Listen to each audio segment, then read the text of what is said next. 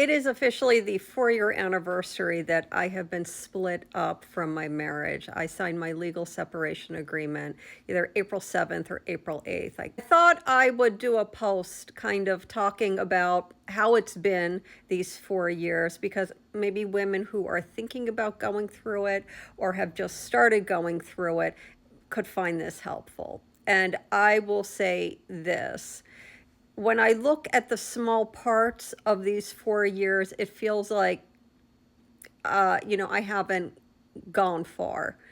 But when I reflect on the person I was at the very beginning of that split and who I am today, it is indescribable. I admire that version of myself from 4 years ago because she had the bravery to do what needed to be done.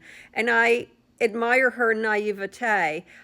It was necessary to give her that bravery to do what needed to be done, because she was very naive about how it would go.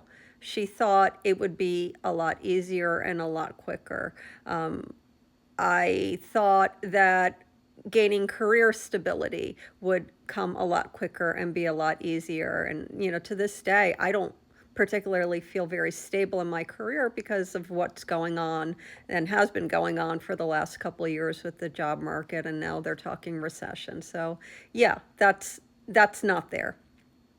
I thought dating would be easier because I thought, oh, well, we're all adults, so we all know what we want and we can all communicate and just be honest. Super naive.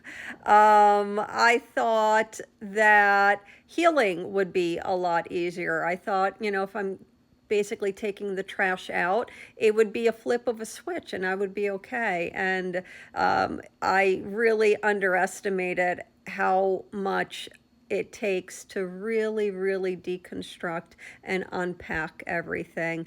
And I really needed to dismantle 4 decades of patriarchal conditioning as part of my healing.